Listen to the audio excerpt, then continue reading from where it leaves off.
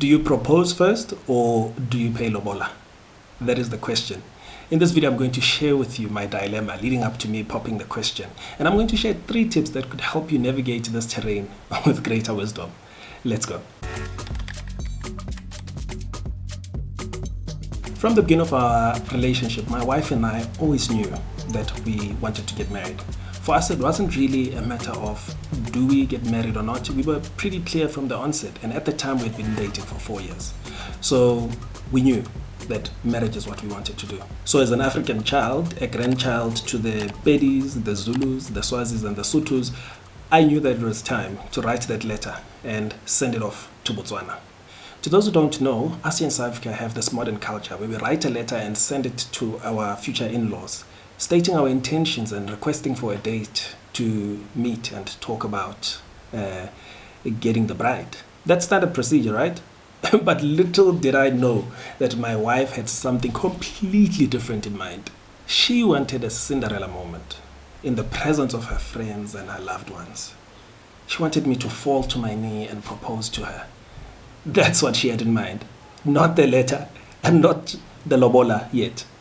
Not just yet. You can just imagine my Nguni-based mind could not stop thinking about her father and the fury on his face. How dare this South African boy put a ring on my daughter's finger without my permission? I can just imagine him pacing up and down, knobkiri in hand, ready to take me out. How dare I? How dare I? I just had to do the right thing, right? As if that wasn't enough, she actually wanted me to go and speak to her father and tell him that I wanted to propose to his daughter.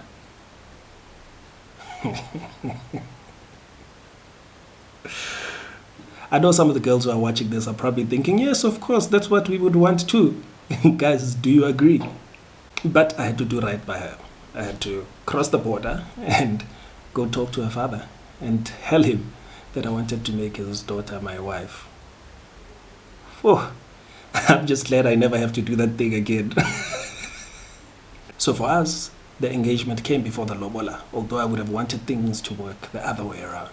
Here are 3 things that I learned during the time that could help you navigate this terrain with better tact than I did.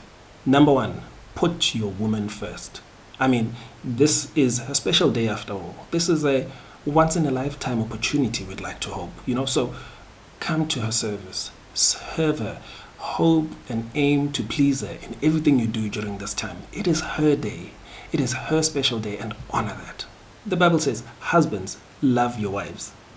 Seek the highest good for her and surround her with caring, unselfish love, just as Christ also loved the church and gave himself up for her. So seek the highest good for her. Surround her with unselfish, caring love. The rest we can unpack in a marriage course. Tip number 2, invite her into your world. There's this coaching module where we chat about letting people into our castle. So this is how the analogy goes.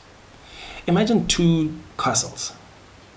Each castle is well fortified with a thick stone brick wall that is so high that no one can jump over. On top of that, there are trenches of water that surround the castle with crocodiles and warriors and troops patrolling the boundary fence.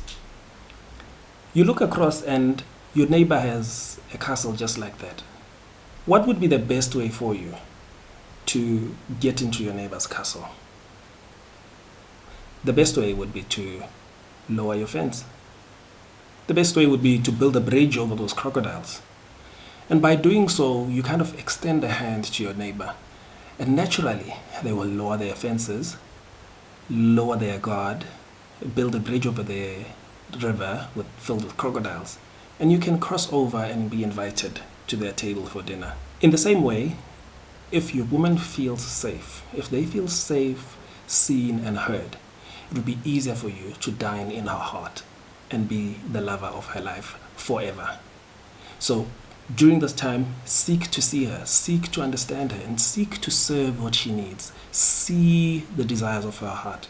And believe you me, she will see you too, invite you into her world, and you two will feel safe and in love. And your marriage stands a much better chance to last forever. Tip number 3, you guys are playing for the same team. So when you fight, you're not fighting each other. You are not playing her, you are playing the ball. So always approach these challenges that we come across during this time as the challenge and not her being part of the challenge. And speak about it as the challenge, because at the end of the day, you guys are playing from the same side and you are playing the ball and not the player. Here's a bonus tip, and this one is for all of us. In the hope of building a better Africa for our children and great-grandchildren. You know, some of the things that people said to us during the time of our Lobola and marriage were quite horrible.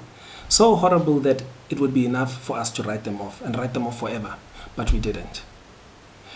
We are actually not subjects and objects of our families. We are family members, rightful family members and children of those families.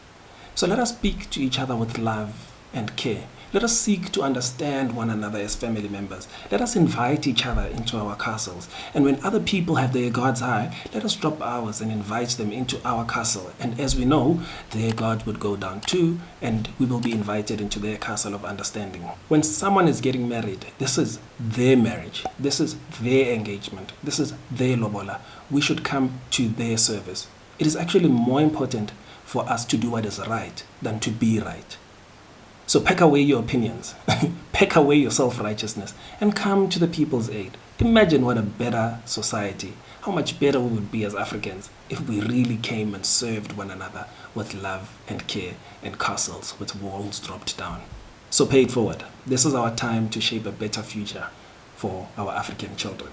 Listen, I know how difficult and frustrating this process may be. So if you have any questions or comments, or if you would like to share your story with us, please feel free to drop it in the comment section below. And while you're at it, won't you hit the like button, subscribe, and hit the bell icon so you can be notified the next time I make a video such as this. If you and your partner need help processing this chapter of your life that you're going through, I've left my email address below. Drop me an email. We can book a coaching session and chat about it. If you want to know more about some of the challenges I'm facing in my marriage right now, click on this video here and I will see you there.